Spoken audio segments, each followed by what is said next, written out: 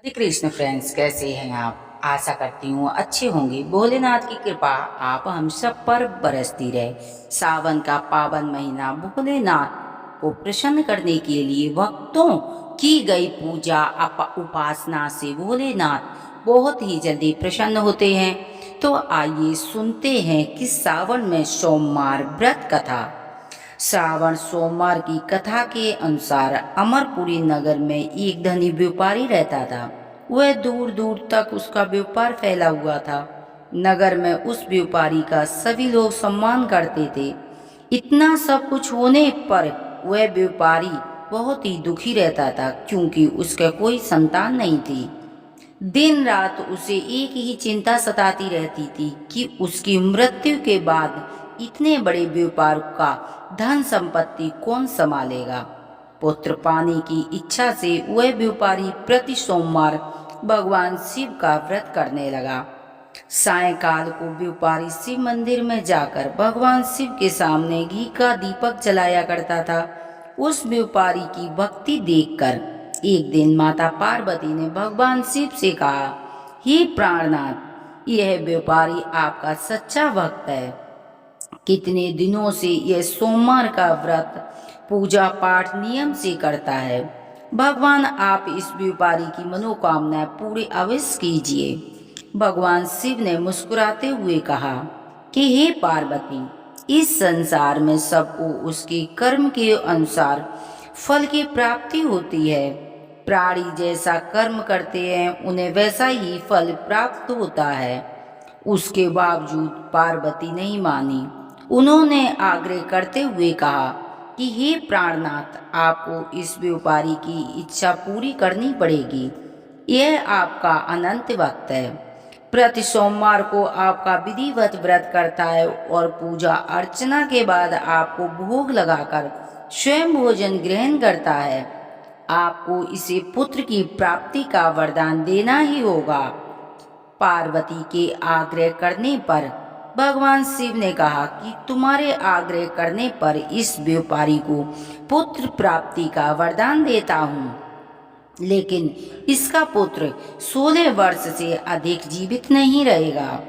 उसी रात भगवान शिव ने स्वप्न में उस व्यापारी को दर्शन देते हुए पुत्र प्राप्ति का वरदान दिया और उसके पुत्र की 16 वर्ष तक जीवित रहने की बात बताई।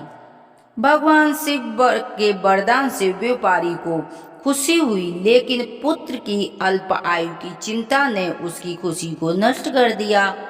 व्यापारी पहले की तरह विधिवत सोमवार का व्रत करता रहा। कुछ महीने के पश्चात उसके घर अति सुंदर पुत्र ने जन्म लिया। पुत्र जन्म से व्यापारी के घर में खुशियां भर गईं। बहुत धूमधाम से पुत्र का जन्म समारोह मनाया गया। व्यापारी के पुत्र की जन्म की अधिक खुशी नहीं हुई, क्योंकि उसे उस पुत्र की अल्प आयु का रहस्य पता था। यह रहस्य घर में किसी को नहीं मालूम था। विद्वान ब्राह्मण ने उस पुत्र का नाम अमर रख दिया। जब अमर 12 वर्ष का हुआ तो शिक्षा के लिए उसे वाराणसी भेजने का निश्चय किया। व्यापारी ने अमर के मामा दीपचंद्र को बुलाया और कहा कि अमर की शिक्षा प्राप्त करने के लिए वाराणसी छोड़ आओ। अमर अपने मामा के साथ शिक्षा प्राप्त करने के लिए चल दिया। रास्ते में जहाँ भी अमर और दीपचंद्र रात्रि में विश्राम के लिए ठहरे, वहीं यज्ञ करते और ब्राह्मणों को भोजन कराते थे, दक्षिणा देते थे। लंबी यात्रा के बाद अमर और दीपचंद्र एक नगर पहुंचे। उस नगर के राजा की कन्या का विवाह हुआ। खुशी से पूरे नगर को सजाया गया। निश्चय समय पर बारात आ गई, लेकिन वर का पिता अपने बेटे की एक आंख काने होने के कारण बहुत चिंतित था। उसे इस बात का बहर सता रहा था कि राजा को इस बात का पता कहीं न चल जाए और विवाह से वह इनकार कर देगा। इससे उसकी बड़ी बदनामी होगी। वर के पिता ने अमर को देखा तो उसके मस्तिष्क में एक विचार आया। उसने सोचा, क्यों न इस लड़के को दूल्हा बनाकर राजकुमारी का विवाह करवा दूंगा। विवाह के बाद इसको धन देकर विदा कर दूंगा और राजकुमारी को अपने घर ले जाऊंगा। वर के पिता ने इसी संबंध में अमर और दीपचंद्र को बात दी। दीपचंद्र ने धन मिलने के लालच में वर के पिता की बात स्वीकार कर ली। अमर को दूल्हे के वस्त्र पहनाकर राजकुमारी चंद्रिका का विवाह करा दिया गया। राजा को बहुत सा धन देकर राजकुमारी को विदा किया।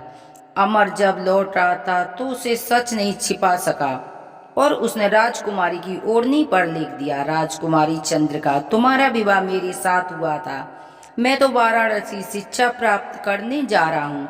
अब तुम्हें जिस नवयुग की पत्नी बनना पड़ेगा वह एक आंख से काना है।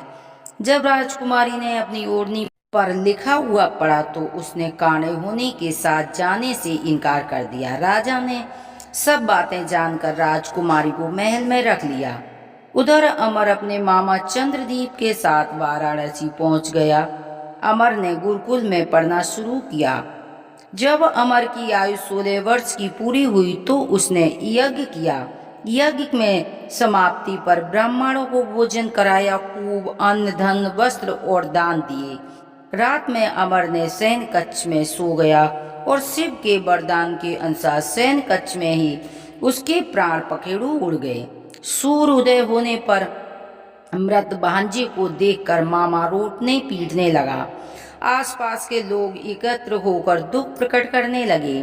मामा के रोने के विलाप करने के स्वयं समीप से गुजरते हुए भगवान शिव और माता पार्वती ने सुने।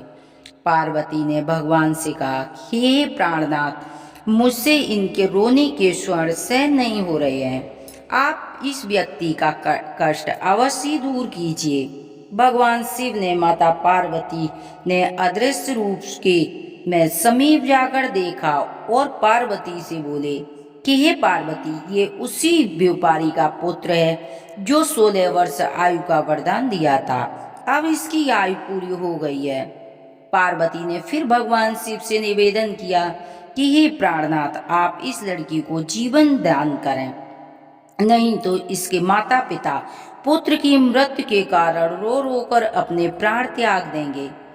इस लड़की का पिता तो आपका परम भक्त है। वर्षों से सोमवार का व्रत करते हुए आपको भोग लगाकर ही भोजन ग्रहण करता है। पार्वती के आग्रह करने पर भगवान शिव ने उस लड़के को जीवित होने का वरदान दे दिया। कुछ ही पल में लड़का जीवित हो उठा। शिक्षा समाप्त कर अमर मामा के साथ अपने नगर की ओर चल दिया। दोनों नगर में चलते हुए उसी नगर में पहुंचे जहां उसका विवाह हुआ था। उस नगर में भी अमर ने यज्ञ का आयोजन किया। समीप से गुजरते हुए नगर के राजा ने यज्ञ का आयोजन देखा। राजा ने अमर को तुरंत पहचान लिया। यज्ञ समाप्त होने पर अमर और उसके मामा को महल ले गए और कुछ दिनों तक महल में रखा। बहुत सा धन देकर और राजकुमारी को साथ में विदा कर दिया। रास्ते में सुरक्षा के लिए राजा ने बहुत से सैनिकों को भी साथ भेजा। दीपचंद्र ने नगर में पहुंचते ही एक दूत को घर भेजने कर और अपने आगमन की सूचना भेजी। अपने बेटे अमर और जीवित वापस लौटने की सूचना से व्यापारी बहुत प्रसन्न हुआ।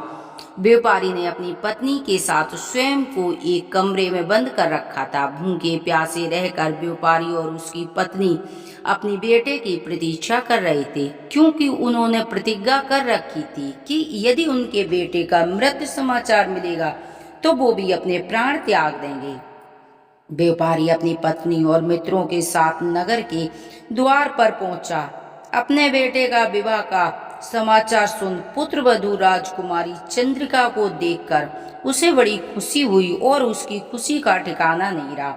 उसी रात भगवान शिव ने व्यापारी को स्वप्न में आकर कहा कि हे सेठी, मैंने तेरी सोमवार के व्रत करने और व्रत कथा सुनने से प्रसन्न होकर तेरे पुत्र को लंबी आयु का वरदान दिया है। व्यापारी बहुत प्रसन्न हुआ। सोमवार का व्रत करने से व्यापारी के घर में खुशियां लौट आईं।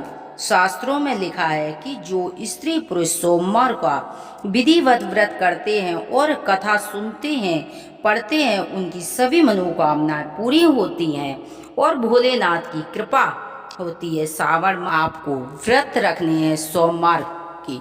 तो सावन का पावन महीना बहुत ही उत्तम महीना है। आप सावन के मास से सोमवार का व्रत अवश्य करें। सुनते हैं आरती, आरती के बिना कथा अधूरी होती है। ओम जय शिव ओमकारा, बोले हरि शिव ओमकारा। ब्रह्मा विष्णु सदा शिव, अरे धांगी धारा। ओम जय शिव ओमकारा।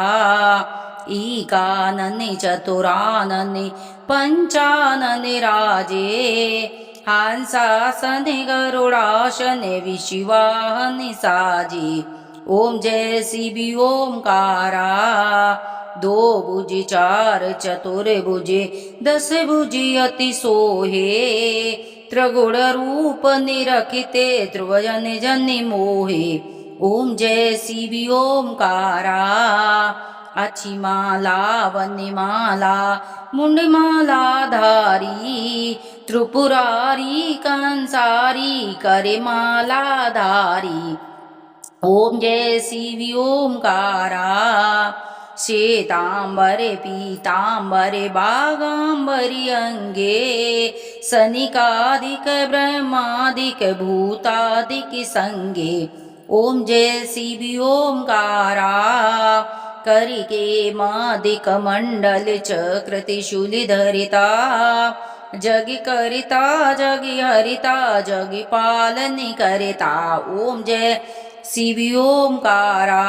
ब्रह्मा विष्णु सदा शिव, जानती अविवेका। प्रणवाक्षर में शोभित, ये तीनों एका। ओम जय शिव ओमकारा।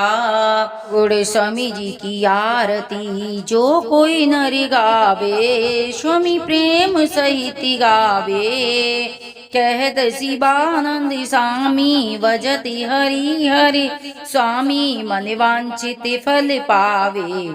ओम जय शिव ओमकारा। हर हर महादेव की जय।